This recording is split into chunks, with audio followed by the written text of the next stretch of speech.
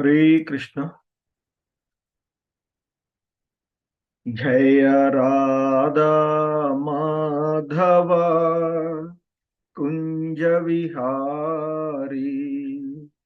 जय राधा माधव कुंज विहारी। गोपी जन वल्लभ गिरिवरदारी। गोपी जन वल्लभ गिरिवरदारी। यशोदनंदना व्रज जन रंजना। यशोदनंदना व्रज जन रंजना। यमुना तीरावनचारी। यमुना तीरावनचारी।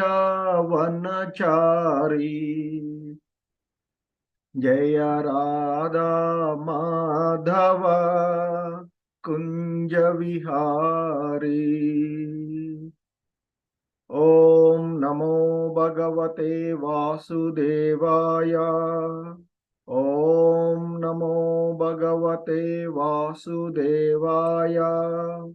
ओम नमो भगवते वासुदेवाय। नारायणं नमस्कृत्य नरं चैव नरोत्तमं देवीं सरस्वतीं व्यासं ततो जयमुदीरयेत्। नष्टप्रायेष्वभद्रेषु नित्यं भागवत सेवया भगवती उत्तमश्लोके भक्तिर्भवति नैष्टिकी। హరే కృష్ణ. సో ఈరోజు శ్రీమద్ భాగవతము క్లాస్కి మీ అందరికీ కూడా ఇస్కాన్ శ్రీ శ్రీ రాధా గోవింద ఆలయము మంగళూరు కర్ణాటక తరపున స్వాగతం తెలియచేస్తూ ఉన్నాము. సో మనము శ్రీమద్ భాగవతము పారాయణంలో 3వ స్కందము, అందులో 20వ అధ్యాయము అయినటువంటి మైత్రేయ విదుర సంవాదము అనేటువంటి అధ్యాయంలో ఉన్నాము. సో ఈ అధ్యాయంలో ఇప్పటి వరకు 28 శ్లోకాలను పూర్తి చేసుకున్నాము. శ్రీల ప్రభుపాదుల వారి యొక్క భాష్యంతో సహా ఉన్నటువంటి శ్లోకాలని చూసినటువంటి అంశం. సో ఈ సృష్టి జరుపుతూ ఉన్నటువంటి సందర్భంలో బ్రహ్మదేవుడు ఆయనకు కలిగినటువంటి ఆటంకాలను దేవాది దేవుడైనటువంటి భగవంతునికి విన్నవించుకోవడము. సో ఆ భగవంతుడు ఇతరుల మనసులో స్పష్టంగా గాంచగలిగేటువంటి వాడు కనుక ఆ బ్రహ్మదేవుడి యొక్క కలతలకు కారణాన్ని అతడు తెలుసుకొని సో ఆ బ్రహ్మదేవుడితో చెప్పడం జరిగినటువంటి అంశం ఏంటంటే, ఈ అపవిత్రమైనటువంటి దేహాన్ని త్యజించు అని బ్రహ్మతో భగవంతుడు శ్రీహరి చెప్పడము.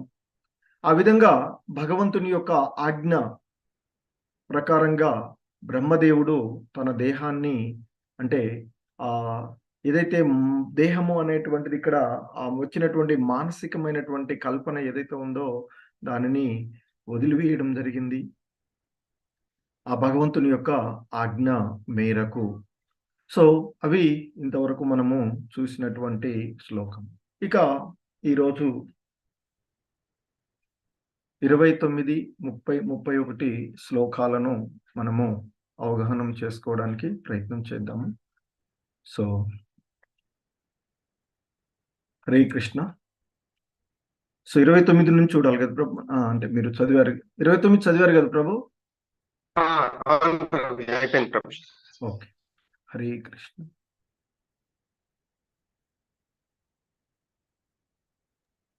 29, 30 అయిపోయింది ప్రభుజీ. 31 శ్లోకం చదివాము. అనువాదము అది భాష్యం ఓకే. చదువుతాం. ఓకే. 31 చూద్దాము. 29, 30 నేను ఒకసారి చదివి వినిపించేసి 31 ఓకే ప్రభుజీ. ఓకే. హరే కృష్ణ. ధన్యవాదాలు ప్రభు.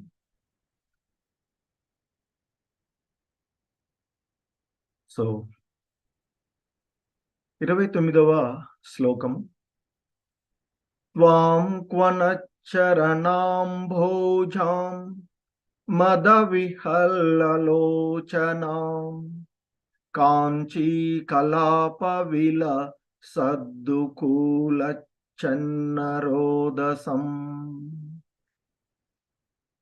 సో ఆ బ్రహ్మ ఏదైతే ఆ భగవంతుని యొక్క ఆజ్ఞ మేరకు ఆ బ్రహ్మ త్యజించినటువంటి దేహము రజోగుణమును కలిగించునట్టి ఆ సంధ్య రూపమును దాల్చెను అని చెప్తున్నారు. అంటే బ్రహ్మ త్యజించినటువంటి ఆ రజోగుణ సంబంధమైనటువంటి ఆ దేహము ఒక స్త్రీ రూపాన్ని దాల్చింది అని చెప్తున్నారు. అదే ఆ సాయంకాలంలో ఉండేటువంటి అంటే ఆ సంధ్య రూపము దాల్చెను అని చెప్తున్నారు. స్వభావరీత్యా కామకులైనటువంటి అసురులు రజోగుణ భరితులై ఆ విధంగా రూపము దాల్చినటువంటి స్త్రీ రూపం దాల్చినటువంటి ఆ రజోగుణము ఆ గల్లు గల్లుమని మ్రోగుచు ఆ నుపురములు అంటే ఆ కలిగినటువంటి అందెలను కలిగినటువంటి పాదపద్మములను కలిగినదిగాను మద విహాలమగు కన్నులు కలిగినటువంటిది అంటే చూపులతో మత్తెక్కించే విధంగా ఉండేటువంటి ఆ ఆ, కన్నులు కలిగినటువంటిది చక్కని వస్త్రం చేత ఆచ్ఛాదితమై ఉపరిభాగమున మెరయు మేకలము కలిగిన పిరుదులను కలదియు అయినటువంటి ఆ దేవతాంగ అని వారు తలచారట. ఆ విధంగా ఎప్పుడైతే బ్రహ్మ త్యజించినటువంటి ఆ దేహం ఏదైతే ఉందో అంటే మానసికమైనటువంటి ఆ కల్పన ఏదైతే ఉందో ఆ దేహము ఆ సంధ్య రూపమును దాల్చడము ఆ రూపము దాల్చినటువంటి ఆ స్త్రీ రూపాన్ని దాల్చినటువంటి ఆ దేహాన్ని ఆ కామికులైనటువంటి అసురులు స్త్రీగాను తలసి ఒక అందమైనటువంటి స్త్రీగా తలుస్తూ వారు ఆ విధంగా సో శ్రీల ప్రభుపాదుల వారి భాష్యంలో ఆయన చెప్తున్నారు.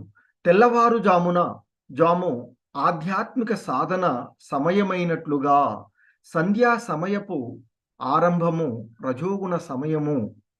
దానవ ప్రవృత్తి గల జనులు సాధారణంగా రతికేళి ప్రియులై యుందురు కనుకనే సంధ్యా సమయము అరుదెంచుట వారికి ముదమును గూర్చెను.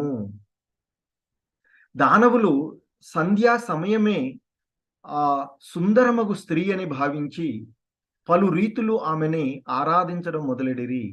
సంధ్యా సమయమును వారు ఆ పాదముల యందు గల్లుమని మ్రోగు గజ్జలు కలదియును పిరుదులపై వడ్డానమును కలిగినటువంటిదిను సుందరమగు స్తనములను కలిగినదిగును సుందరమగు స్త్రీగా ఊహించారు అని చెప్తున్నారు. తమ కామ సంతృప్తికై వారు ఆ సుందరమగు కన్య తమ ఎదుట ప్రత్యక్ష మగుట ఊహించిరి అని చెప్తూ ఉన్నారు శ్రీల ప్రభుపాదులు.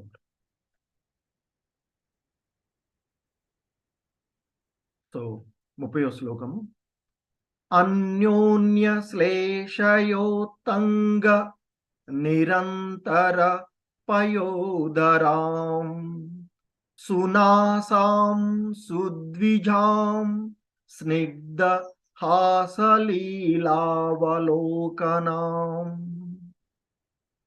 ఇంకా ఆ వారు ఊహించుకున్నటువంటి ఆ స్త్రీ రూపము ఆ సంధ్య సమయము ఏదైతే ఉందో దాన్ని ఇంకా వాళ్ళు ఈ విధంగా అనుకుంటున్నారు. ఎలా అంటే ఒకదానికొకటి తాకియున్న కారణమున ఆమె స్తనములు ఉన్నతముగా గోచరించెను చాలా గొప్పగా ఉన్నట్లుగా వాళ్ళు భావిస్తూ ఉన్నారు. అవి అతి చేరువగా నుండి నడుమ ఏమాత్రము వ్యవధానము లేనివిగాను ఉండెను.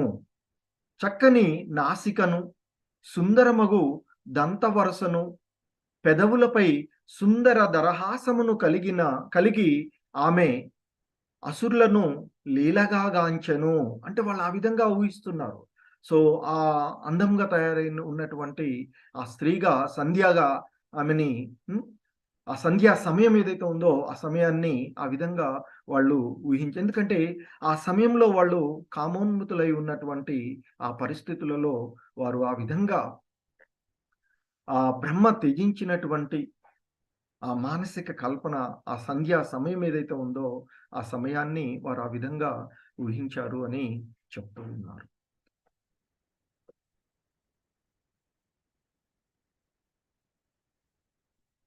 హరే కృష్ణ. ప్రభు కొంతమందికి అన్‌మ్యూట్ ఇచ్చేసేయండి. ఇక్కడి నుంచి మనం చదువుదాం. హరే కృష్ణ అన్‌మ్యూట్ చేసుకోండి. నాతో పాటు రిపీట్ చేయవచ్చు. హరే కృష్ణ ప్రభుజీ. హరే కృష్ణ. హరే కృష్ణ ప్రభు. శ్లోకం చదవమంటారా? మాతాజీ శ్లోకం చదవమంటారా? చదివి ఒకసారి చెప్పేసేద్దాం మాత. చెప్పి పదాలు గినుక చూస్తూ చేసేది. చదవండి మాత చదివి. హరే కృష్ణ. 31 కదా మా ప్రభుజీ. మాతాజీ. శ్రీమద్ భాగవతం 20వ అధ్యాయం 31వ శ్లోకం. గృహంతిం వ్రీడయాత్మానం లీలాలకవరోధినీం ఉపలభ్యాసురా ధర్మ సర్వే సమ్ముముహుశ్రియం. గుహంతిం వ్రీడయాత్మానం లీలాలకవరోధినీం ఉపలభ్యాసురా ధర్మ సర్వే సమ్ముముహుశ్రియం. హరే చెప్పమంటారా? వేరే ఇంకొకరు చదువుతారు. హరే కృష్ణ ప్రభుజీ. ప్రభు చదవండి. గుహంతిం ప్రీడయాత్మానం లీలానాకవరోధినీం ఉపలాభ్యాసురా ధర్మ సర్వే సమ్ముముహు శ్రియం. హరే కృష్ణ ప్రభుజీ. చంద్రబాబు. హరే కృష్ణ ప్రభుజీ. ప్రణామాలు. ప్రణామం. గుహంతిం వ్రీడయాత్మానం నీలాలకవరోధినీం ఉపలభ్యాసురా ధర్మ సర్వే సమ్ముముహు స్త్రియం. హరే కృష్ణ ప్రభు. హరే కృష్ణ. హరే కృష్ణ ప్రభుజీ. ప్రభు. గుహంతిం వ్రీడయాత్మానం నీలాలకవరూధినీం ఉపలభ్యాసురా ధర్మ సర్వే సమ్ముముహు శ్రియం. హరే కృష్ణ ప్రభుజీ. హరే కృష్ణ. హరే కృష్ణ ప్రభుజీ. హరే కృష్ణ. గుహంతి వ్రీడయాత్మానం నీలాలకవరుధినీం ఉపలభ్యాసురా ధర్మ సర్వే సమ్ముముహు శ్రియం. హరే కృష్ణ. హరే కృష్ణ ప్రభుజీ. గృహంతిం వ్రీడయాత్మానం నీలాలకవరోధినీం ఉపలభ్యాసురా ధర్మ సర్వే సమ్ముముహుర్షియం. హరే కృష్ణ ప్రభుజీ. మాతాజీ. మాతాజీ రాజేశ్వరి. హరే కృష్ణ ప్రభుజీ. హరే కృష్ణ మాతాజీ చదవండి. గుహంతిం వ్రీడయాత్మానం నీలాలకవరోధినీం ఉపలభ్యాసురా ధర్మ సర్వే సమ్ముముహు స్త్రియం. హరే కృష్ణ. హరే కృష్ణ. ఉన్నారా ప్రభు? నీకు చూద్దాం మీనింగ్స్. ఓకే ప్రభు, మీనింగ్ చూద్దాం. ఓకే. హరే కృష్ణ. గుహాంతిం వ్రీడయాత్మానం నీలాలకవరూధినీం ఉపలభ్యాసురా ధర్మ సర్వే సమ్ముహు స్త్రియం. హరే కృష్ణ. సో గుహాంతిం రిపీట్ చేయండి నాతో. హరే కృష్ణ. గుహంతిం దాగుకొనుచు వ్రీడయా సిగ్గుచే ఆత్మానం తనను నీలా నల్లని అలక కురులు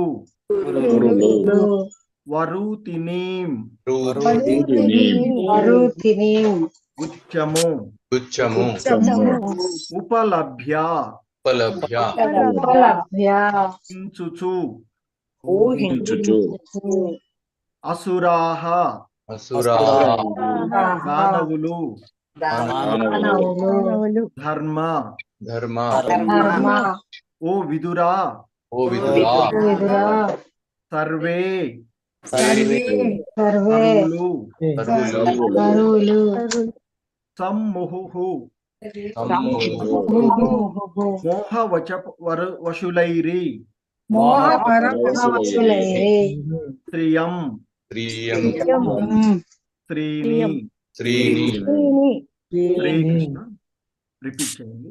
నల్లని కురులచే నల్లని కురులచే కురులచే శోభిల్లుచు శోభిల్లుచు ఆమె ఆమె సిగ్గు సెందునట్లుగా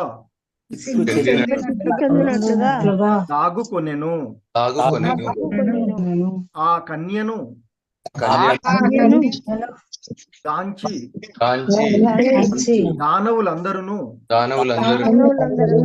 కామవాంఛతో మోహ పరవశులైరి. హరే కృష్ణ. భాష్యం చదవండి ఎవరైనా ఒక్కళ్ళు. హరే కృష్ణ. హరే కృష్ణ. నేను చదవచ్చా? ఎవరు చదువుతారు? హరే కృష్ణ. మాతాజీ ఎవరన్నా భాస్కరే ప్రభు చదువుతారా? చదువుతాం.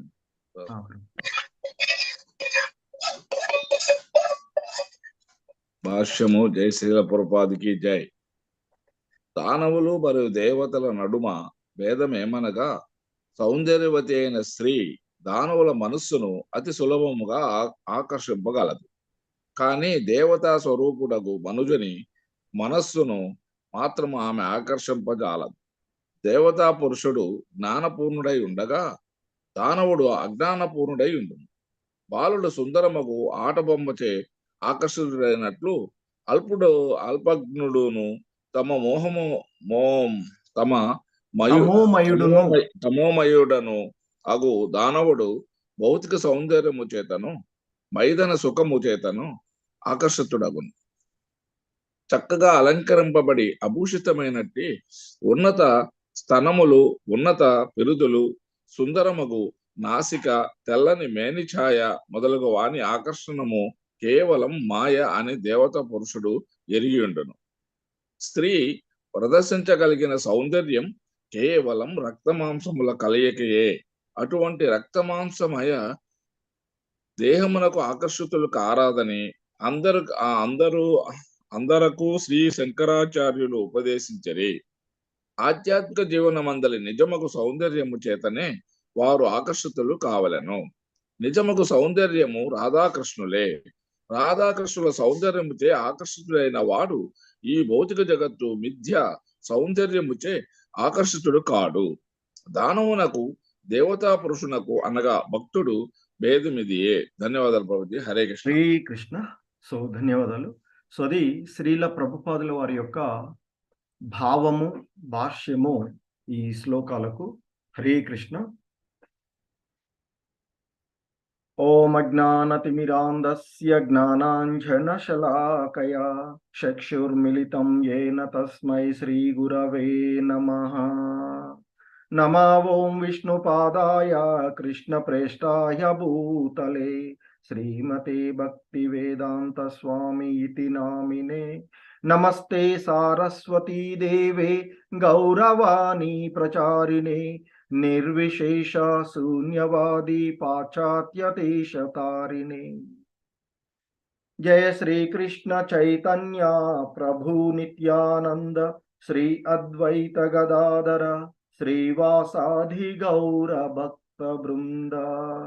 హరే కృష్ణ కృష్ణ కృష్ణ హరే హరే, హరే రామ రామ రామ హరే హరే. హరే కృష్ణ. శ్రీల ప్రభుపాద్కి జై. సో శ్రీల ప్రభుపాదుల వారి భావము మరియు భాష్యము ఆ విధంగా వారు తెలియచేసినటువంటిది. సో అంతకుముందు మనము ఆ 28వ శ్లోకంలో చూసినట్లుగా ఆ భగవంతుని శ్రీహరి యొక్క ఆజ్ఞ మేరకు, ఎందుకంటే ఆ భగవంతుడు ఆ కలతలకు, సర్వజీవుల యొక్క కలతలకు కారణమును ఆయన ఎరిగి ఉన్నటువంటి వాడు, పూర్ణ పురుషోత్తముడు అయినటువంటి ఆ భగవంతుడు బ్రహ్మదేవుడు ఎందుకు కలిగిందో అనేటువంటి ఆ విషయాన్ని తెలుసుకుని ఆయన చెప్తాడు, నీ యొక్క ఆలోచన అపవిత్రంగా ఉన్నది.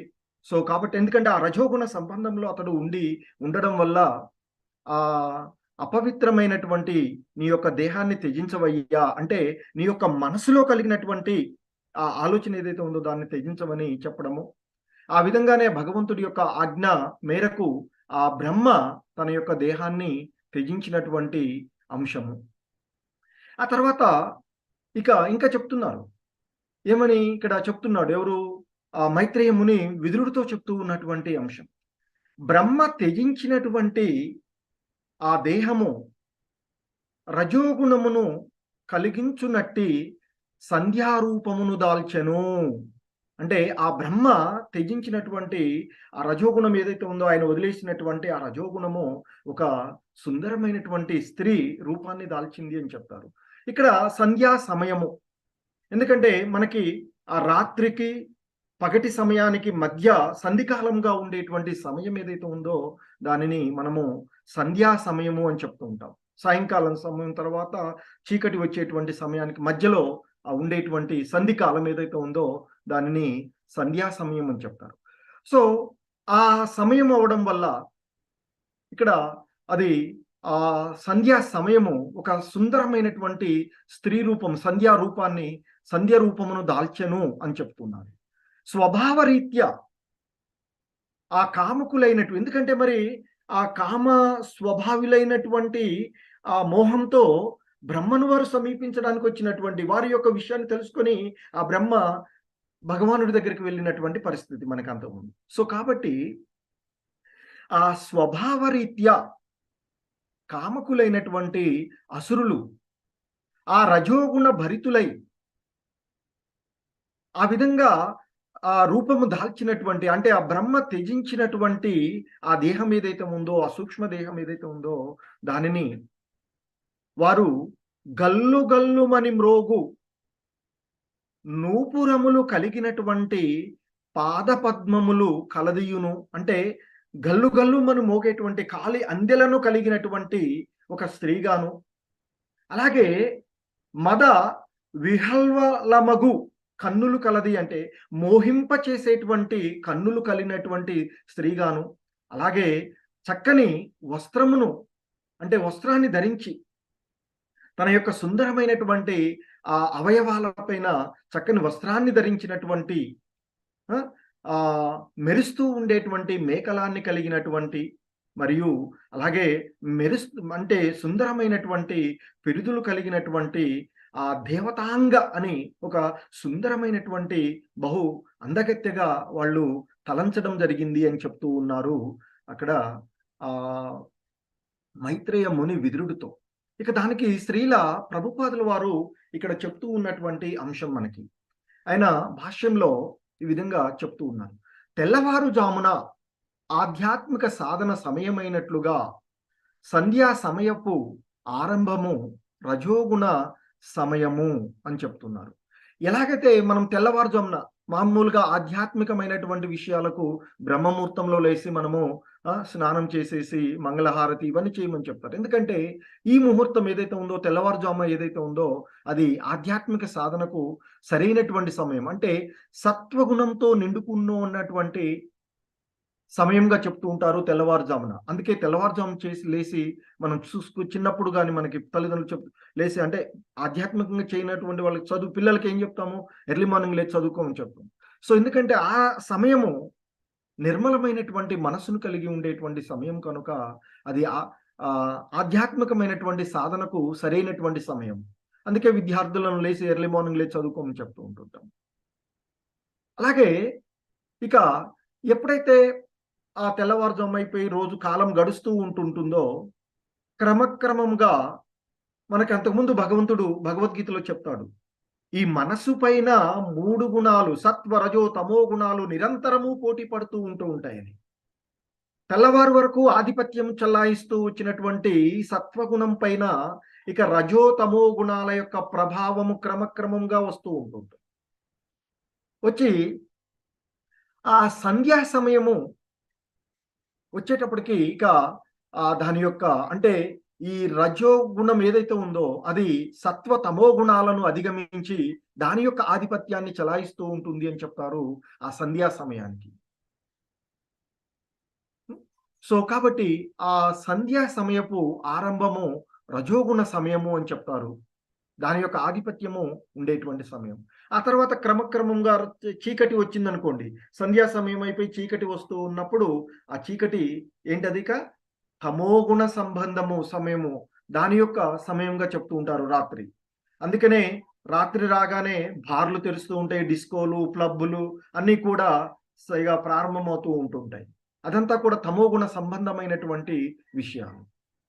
సో కాబట్టి ఇక్కడ శ్రీల ప్రభుపాదుల వారు మనకి చెప్తూ ఉన్నటువంటి ఒక విషయాన్ని ఇక్కడ మనం తెల్లవారుజాము ఆధ్యాత్మిక సాధనకు ఎంతో సరైనటువంటి సమయం అని చెప్తూ ఉన్నారు. అలాగే ఈ సంధ్యా సమయం రజోగుణ సమయం. సో అందుకే మనకి అక్కడ ఇంతకు ముందు కూడా చూసినటువంటి ఆ దితి యొక్క పరిస్థితులలో ఆమె సంతానాన్ని పొందినటువంటి వచ్చినటువంటి 2 అసురులు రావడం జరిగినటువంటి సందర్భం. సో ఆ విధంగా ఈ దానవ ప్రవృత్తి గల జనులు సాధారణంగా రతికేళి ప్రియులై యుందురు. అంటే ఇక ఆ సమయము ఆ రజోగుణం దాని యొక్క ప్రభావాన్ని చూపుతూ ఉన్నటువంటి సమయంలో ఇక వారికి ఆ రతికేలి ప్రియులై ఉంటారు అని చెప్తున్నారు దానవ ప్రవృత్తి కలిగినటువంటి. కనుకనే సంధ్యా సమయము అరుదెంచుట వారికి ముదమును గూర్చెను. ఆ సరైన వారికి కూడా ఏ విధంగా అయితే ఆ రజోగుణం వారిలో ఆధిపత్యం చెలాయిస్తుందో ఆ సమయము వారికి ఎంతో ఆనందకరమైనటువంటి సమయం. ఎందుకంటే వారు ఆ రతికేలి ప్రియులై ఉన్నారు. దానవులు సంధ్యా సమయమే సుందరమైనటువంటి స్త్రీ అని భావించిరి. ఆ సమయంలో ఏదైతే ఉందో ఆ బ్రహ్మ త్యజించినటువంటి ఆ దేహం ఏదైతే ఉందో ఆ సమయం దాన్ని ఆక్యుపై చేసింది. సో కాబట్టి ఆ సంధ్యా సమయమే ఆ సుందరమైనటువంటి వాళ్ళు ఇంతకుముందు ఏ విధంగా అయితే ఊహించుకున్నారో ఆ ఊహించుకున్నటువంటి స్త్రీ అనేటువంటి భావన వారు చూసినటువంటిది. ఎందుకంటే ఒక అందమైనటువంటి స్త్రీగా అంటే సంధ్యా రూపంగా పొందినటువంటి ఆ వనిత యొక్క కాలి అందలి రవళులు మనోజ్ఞంగా మ్రోగుచుండెను. ఆమె చూపులు మత్తెక్కింపగల మోహన శక్తి విరజిల్లి ఉండెను. ఆమె ధరించి ఉన్నటువంటి వడ్డానము వేలాడుచున్నది. రత్న సరములు కాంతులు పట్టు పీతాంబరములు దగదగా ఆమె నితంబ ప్రదేశం యొక్క అందచందములు ఇనుముడింపజేసిను అంటూ ఆ విధంగా వాళ్ళు ఊహించుకున్నటువంటి పరిస్థితి అంతకుముందు. సో ఆ విధమైనటువంటిగా భావించి వారు ఆ సుందరమైనటువంటి స్త్రీగా భావించారు అని చెప్తారు. ఆ విధంగా భావించి వారు ఆమెను పలు రీతుల్లో ఆరాధించడం మొదలుపెట్టారట. ఇక సంధ్యా సమయము వారి పాదముల యందు గల్లుమని మ్రోగు గజ్జలు కలదీయును, పిరుదులపై వడ్డానము కలదీయును, సుందర స్తనములు కలిగినటువంటిది అయినటువంటి అందమైనటువంటి స్త్రీగా వాళ్ళు ఊహించారు అని చెప్తారు. తమ కామ సంతృప్తికై వారు ఆ సుందరమగు కన్య తమ ఎదుట ప్రత్యక్ష మగుటను ఊహించిరి. సో ఆ విధంగా వారిలో కలిగినటువంటి ఆ భావనలు ఆ విధంగా ఆ సంధ్య సమయాన్ని వాళ్ళు ఆ విధంగా ఊహించుకున్నారు అని చెప్తూ ఉన్నారు శ్రీల ప్రభుపాదుల వారు. హరే కృష్ణ. సో అలాగే ఇంకా వారు శ్రీల ప్రభుపాదుల భావంలో చెప్తున్నారు. ఇంకా 30వ శ్లోకంలో ఈ విధంగా చెప్తున్నారు. ఒకదానికొకటి తాకియున్న కారణమున ఆమె యొక్క స్తనములు ఉన్నతముగా గోచరించను. అవి అతి చేరువుగా నుండి నడుమ ఏ మాత్రము వ్యవధానము అంటే ఎటువంటి కాళ్ళు గ్యాప్ లేకుండా లేనివిగా ఉండెను అని చెప్తున్నారు. ఆమె చక్కని అంటే వాళ్ళు ఊహించినటువంటి రూపాన్ని గురించి ఇక్కడ చెప్తున్నారు. ఆమె చక్కని నాసికను అంటే సుందరమైనటువంటి ఆ ముక్కు, మనం అంతే కదా చూడడానికి కూడా ఉండాలి అంటే ముక్కు కూడా మంచిగా ఉన్నప్పుడే చూడగలుగుతాం ముఖం.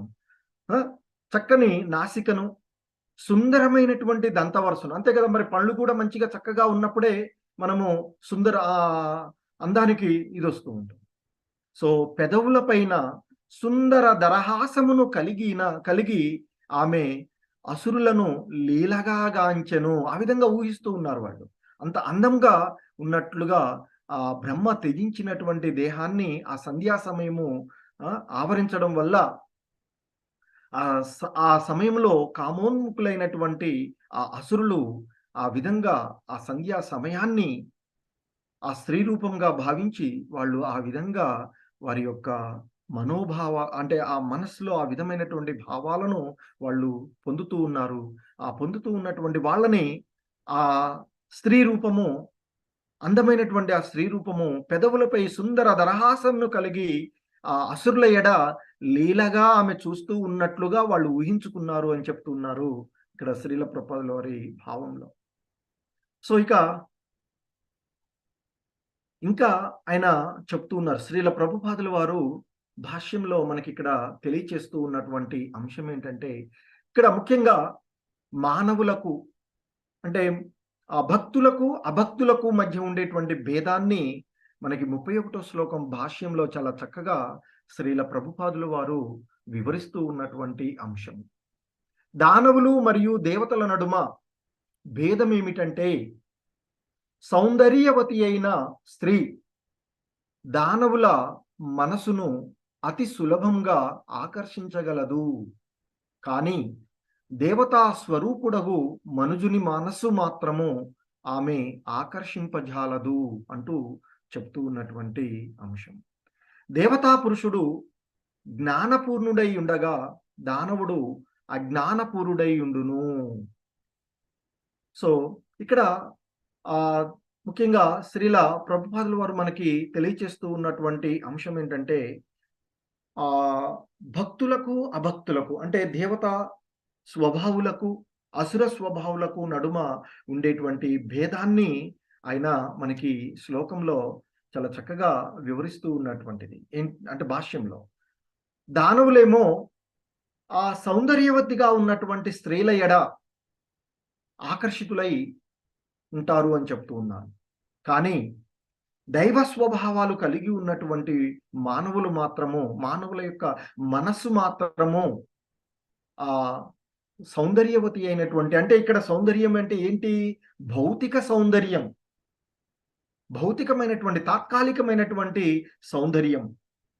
ఈ భౌతిక సౌందర్యం వైపుకు దేవతా స్వరూపులైనటువంటి మానవులు ఈ మాత్రము ఆకర్షింపజాలరు అని చెప్తున్నారు. అంటే ఈ భౌతికమైనటువంటి సౌందర్యము, ఈ భౌతికమైనటువంటి దేహము రక్త మాంసాలతో చీము నెత్తులతో కప్పబడి ఉన్నటువంటి ఈ బాహ్య సౌందర్యానికి దేవతా స్వరూపులైనటువంటి అంటే దైవ స్వభావాన్ని కలిగినటువంటి వారు ఎవరు అంటే శాస్త్ర నియమాలను చక్కగా పాటించేటువంటి వాళ్ళు అంటే భక్తుల యొక్క మనసును ఈ బాహ్య సౌందర్యము ఆకర్షింపజాలదు అని చెప్తున్నారు. ఎందుకంటే ఆ దేవతా పురుషుడు జ్ఞానపూర్ణుడై ఉంటాడు, అజ్ఞాన అంధకారాన్ని తొలగించుకుని ఉంటాడు ఒక సరైనటువంటి గురువుని ఆశ్రయించడం ద్వారా. అందుకే మనము ఓం అజ్ఞాన తిమిరాంధస్య జ్ఞానాంజన శలాకయ చక్షుర్మిలితం ఏన తస్మై శ్రీ గురవే నమః అని చెప్తాం. అజ్ఞాన అంధకారంలో జన్మించినటువంటి మనలను జ్ఞానము అనేటువంటి ఒక దీపం ద్వారా వెలుతుర్ని మనకి కలగజేసినటువంటి వాడు గురువు. సో అలా విధంగా గురువుని ఆశ్రయించినటువంటి ఆ దేవత, మరి ఎవరు గురువుని ఆశ్రయిస్తారంటే దేవతా పురుషులు. ఎవరు ఆధ్యాత్మిక విషయాలపై ఆకర్షింపబడతారంటే దైవీ స్వభావాలు కలిగినటువంటి వారు. మరి అటువంటి ఆ దేవతా పురుషుడు జ్ఞానపూర్ణుడై ఉంటాడు అని చెప్తున్నారు. ఇక మరి ఆ గురువుని ఆశ్రయించినటువంటి వాళ్ళు శాస్త్ర విధి విధానాల పట్ల నమ్మకం లేనటువంటి వాళ్ళు కారణం ఏంటంటే వాళ్ళ యొక్క హృదయంలో అజ్ఞానం ఉంటుంది. ఆ అజ్ఞాన పూర్ణుడై ఉండడం వల్ల వారు అసుర స్వభావాలను కలిగి ఉంటారు అని చెప్తారు. ఇక్కడ శ్రీల ప్రభుపాదుల వారు చాలా చక్కని ఉపమానంతో పోలుస్తూ ఉన్నారు. ఒక చిన్న పిల్లవాడు అంటే సరైనటువంటి జ్ఞానం లేనటువంటి చిన్న పిల్లవాడు ఒక సుందరమైనటువంటి ఆట బొమ్మ చేత ఆకర్షితుడైనట్లు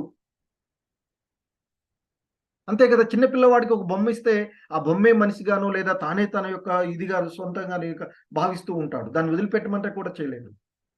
సో అలాగే ఈ అల్పజ్ఞుడైనటువంటి తమోమయుడు అయినటువంటి దానవుడు, తమో గుణం చేత ఉండేటువంటి ఆ మానవులు భౌతిక సౌందర్యం చేత, మైథున సుఖం చేత ఆకర్షింపబడతాడు. ఒక చిన్న పిల్లవాడు ఒక ఆట వస్తువుకి ఎలాగైతే ఆకర్షింపబడతాడో అదే మాదిరిగానే ఈ అల్పజ్ఞులుగా ఉన్నటువంటి వారు, ఆధ్యాత్మిక జ్ఞానము లేనటువంటి వాళ్ళు, రజో తమో గుణాల చేత ప్రభావితులైనటువంటి వారు ఈ భౌతిక సౌందర్యం చేతను, మరి భౌతికమైనటువంటి సౌందర్యం ఏది కూడాను శాశ్వతమైనటువంటిది కాదు. మనం చూస్తూ ఉంటాం చరిత్రలో ఎంతెంతో మంది సినిమా యాక్టర్లు యవ్వనంలో ఉన్నప్పుడు 20, 30, 25 సంవత్సరాల వయసులో ఉన్నప్పుడు వారి యొక్క దేహ సౌందర్యం ఏ విధంగా ఉంటుంది, ముసలి వాళ్ళైన తర్వాత ఎలా ఉంటూ ఉన్నారు, అలాగే హీరోలను కానీ మనం చూస్తూ ఉంటుంటాం. అంటే ఏంటిది? ఇది తాత్కాలికమైనటువంటి సౌందర్యం. అలాగే ఆ ఇంద్రియాలను భోగించాలి అనేటువంటి భావనతో కలిగేటువంటి మైథున సుఖాల చేత ఆకర్షింపబడతారు ఈ అల్పజ్ఞులైనటువంటి తమోగుణ స్వభావులు అని చెప్తున్నారు శ్రీల ప్రభుపాదులు. ఎలా అంటే ఒక చిన్న పిల్లవాడు ఆట బొమ్మ, ఎందుకంటే చిన్న పిల్లవాడిలో ఉండేది ఏంటి? అజ్ఞానం. అతడు ఏవి తెలియదు, బొమ్మకేను వాస్తవానికి నిజం తెలియదు. సో ఆ విధంగా వాళ్ళు ఆకర్షితులయ్యి చక్కగా అలంకరింపబడి ఆభూషితమైనట్టి ఉన్నత స్తనాలు, ఉన్నత పిరుదులు, సుందరమగు నాసిక, తెల్లని మేనిఛాయ మొదలగు వాని ఆకర్షణ కేవలము మాయ అని ఈ దేవతా పురుషుడు ఎరిగి ఉంటాడు అని చెప్తున్నారు. స్త్రీ ప్రదర్శించగలిగిన సౌందర్యము కేవలము రక్త మాంసముల కలయికే అని చెప్తున్నారు.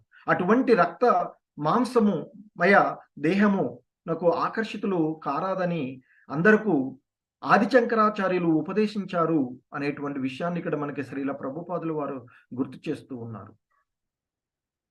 అంతేకాని వారు ఈ భౌతికమైనటువంటి, తాత్కాలికమైనటువంటి, అశాశ్వతమైనటువంటి ఈ రక్త మాంసాల కలయికైనటువంటి దేహాలకు ఆకర్షితులు కారాదు అని చెప్తూ ఉన్నారు. ఆధ్యాత్మిక జీవనము నందలి నిజమగు సౌందర్యం చేత వారు ఆకర్షితులు కావాలి, అంతేకాని ఈ భౌతికమైనటువంటి రక్త మాంసాలతో ఉండేటువంటి ఈ దేహం కాదు అని చెప్తారు.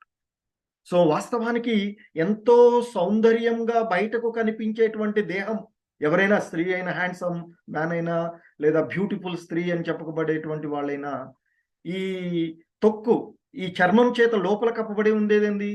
మలమూత్రాల చేత ఉంటుంది. లోపలంతా కూడా ఉండేటువంటి మలమూత్రాలు, మాంసము, రక్తం, ఇదే కదా కప్పబడి ఉన్నది. సో కాబట్టి ఇక్కడ శ్రీల ప్రభుపాదుల వారు శంకరాచార్యులు ఉపదేశాన్ని గుర్తు చేస్తూ ఆధ్యాత్మిక జీవితమునందలి నిజమగు సౌందర్యం చేతనే వారు ఆకర్షితులు కావాలి అని చెప్తున్నారు. మానవులు అనేటువంటి వాళ్ళు నిజమైన సౌందర్యం అంటే రాధాకృష్ణులే అని చెప్తున్నారు. మరి రాధాకృష్ణుల యొక్క సౌందర్యం చేత ఆకర్షితుడైనటువంటి వాడు ఈ భౌతిక జగత్తు యొక్క మిథ్యా సౌందర్యం చేత ఆకర్షితుడు కాడు. అదే దానవునికి, దేవతా పురుషుడికి మధ్య ఉండేటువంటి భేదము. అసురులు, అభక్తులు ఉండేటువంటి వాళ్ళు ఎప్పుడు కూడా ఈ భౌతికమైనటువంటి దేహాలకు, ఈ భౌతికమైనటువంటి ఆకర్షణలకు అట్రాక్ట్ అవుతూ ఉంటుంటారు. కానీ భక్తుడు ఆ భగవంతుని ధ్యాసలో, ఆ భగవంతుని తృప్తిపరచడానికి మరి ఆ ఆది దంపతులైనట్టుగా ఉండేటువంటి రాధాకృష్ణుల యొక్క సౌందర్యానికే వాళ్ళు ఆకర్షితులు అవుతారు తప్ప ఈ భౌతికమైనటువంటి సౌందర్యాలకు దేనికి కూడా ఆకర్షితులు కారు అని చెప్తారు. సో శ్రీల ప్రభుపాదులు వారు ఈ విషయంలో ఒక చిన్న స్టోరీ చెప్పేవారట, గురువులు చెప్తూ ఉండేటువంటి అంశంలో మనకి. సో ఒక సందర్భంలో, ఒక ప్రదేశంలో ఒక కన్య ఉండేదట. చాలా సుందరమైనటువంటి ఆమెకి అంటే ఇంకా వివాహం అవ్వలేదు. తల్లిదండ్రులు మంచి సంబంధం కోసం వాళ్ళు చూస్తూ ఉంటుంటారు. అలాగే అదే ప్రాంతంలో ఒక స్త్రీ, అంటే ఉమెన్ హంటర్గా ఉండేటువంటి ఒకడు నిరంతరము ఆమెని వెంబడిస్తూ ఉంటాడట. సో ఆమెకి ఏదో బహుమానాలు ఇవ్వడానికి ఆమె యొక్క సౌందర్యానికి ఆకర్షితులైనటువంటి అతడు ఆమెని సో సాధారణంగా మనం చూస్తూ ఉంటుంటాం సినిమాల్లో హీరో తర్వాత విలన్స్ స్త్రీని అట్రాక్ట్ చేయడానికి ఏ విధంగా ప్రయత్నాలు చేస్తూ ఉంటుంటారు. కాకపోతే ఇక్కడ శ్రీల ప్రభుపాదులు వారు చెప్పేదాంట్లో హీరో ఎవడూ లేడు, వీడేం మాత్రమే ఆమెని ఎమ్మడి పడుతూ ఉంటాడు. సరే ఎన్నిసార్లు చెప్పినా ఆమె తన్ను వద్దు అంటున్నా వినకుండా అలాగే ఎమ్మడి పడుతుంటే ఒకసారి అడుగుతుందట, మరి ఏంటి నీవు ఎందుకు ఊకే అని అంటే, ఏముంది అంటే వీడెలా తిరిగిపోతు కదా, సో నేను నీ యొక్క సౌందర్యానికి మోహితున్నయ్యాను, మరి నేను నీతో ఒక రాత్రి అంతా గడపాలి అని అనుకుంటున్నాను, సౌందర్యం ఎంజాయ్ చేయాలనుకుంటున్నాను అని చెప్తాడట. సరే ఇక ఆ స్త్రీ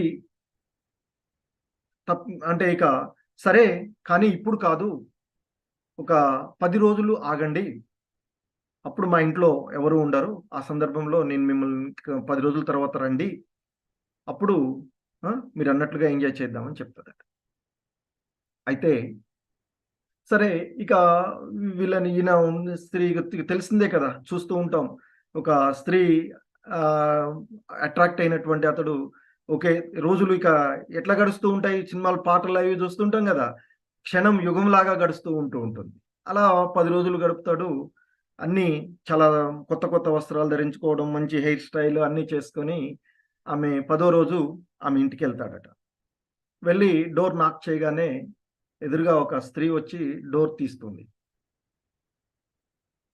సో తీసినటువంటి సందర్భంలో ఆయన చాలా ఆతృతతో 10 రోజుల నుంచి, అంతకుముందు ఎప్పటి నుంచో ఎదురుగా చూస్తూ ఉన్నటువంటి వాడు కదా, చూస్తూ ఉన్నటువంటి వాడు ఎదురుగా వచ్చి ఒక స్త్రీ డోర్ ఓపెన్ చేయగానే ఎలా ఉంటుందంటే ఆ స్త్రీ చాలా బలహీనంగా, చాలా అందవిహారంగా, చిరిగిపోయినటువంటి జుట్టు అంతా కలిసి ఉంటే చూసి ఆమెను చూసి ఏమనుకుంటాడంటే వాళ్ళ యొక్క పని మనిషి అనుకొని, ఎక్కడ మీ యజమానురాలు, ఆమెను పిలవండి, మీ యజమానురాల్ని పిలవండి అని అంటుంటాడు. వెళ్ళి అంటే అప్పుడు ఆమె కూర్చో అని చెప్తుంది. సో అక్కడ కూర్చొని సరే తొందరగా పిలువు, అన్ని బహుమానాలు అవి తీసుకొచ్చాడు కదా, సో తీసుకొచ్చి మీ యజమానురాలని తొందరగా పిలువు, నేను ఆమెతో మాట్లాడాలి, ఆమెతో నేను ఎంజాయ్ చేయాలి అని చెప్తుంటే ఆ స్త్రీ చెప్తుందట, నువ్వు ఎవరైతే ఇంతకు ముందు చూసావో ఆ చూసినటువంటి అందమైనటువంటి స్త్రీని నేనే. మరి ఇంతకుముందు అలా ఉన్నావు కదా, ఏమింది ఇలా ఉన్నావు ఇట్లా అని అంటే, మరి నీవు నా యొక్క అందంతో ఆ ఆనందాన్ని అనుభవించాలి అని అనుకున్నావు కదా, మరి నా అందాన్ని అంతా కూడా తీసి ఒక దగ్గర పక్కన పెట్టాను, దాన్ని నీకు ఇస్తాను, దాంతో ఎంజాయ్ చెయ్యని అంటదట. ఎక్కడ అనుకుంటూ వెళ్తే ఆమె ఈ 10 రోజులు వివిధ రకాలైనటువంటి స్టెరాయిడ్స్ అవి వాడి ఆ స్టూల్ ఈ దేహాన్ని అంతా కూడా, దేహంలో ఉండేటువంటి రక్త మాంసాలను తీసి ఆ మలము మూత్రము అవన్నీ వేరు కంపార్ట్మెంట్ బాక్స్లలో పెట్టి ఉంచుతుంది. ఒక ఈ రూమ్ ఓపెన్ చేయగానే కంపు వాసన కొడుతూ ఉంటుంది.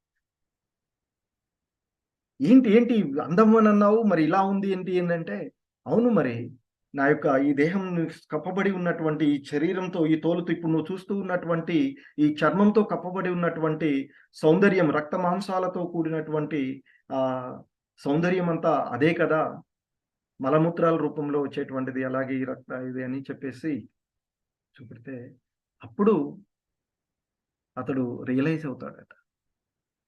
సో అంటే ఈ అంతర్గత సౌందర్యం అంటే ఈ భౌతికమైనటువంటి సౌందర్యము అనేటువంటిది మనకి కనిపించేటువంటి భౌతిక ప్రపంచంలో కనిపించేటువంటి సౌందర్యం దేని చేత కప్పబడి ఉన్నదో, దేన్ని మనము సౌందర్యం అనుకుంటున్నామో అనేటువంటి విషయాన్ని తెలుసుకొని అతడు పరివర్తన వస్తుందట.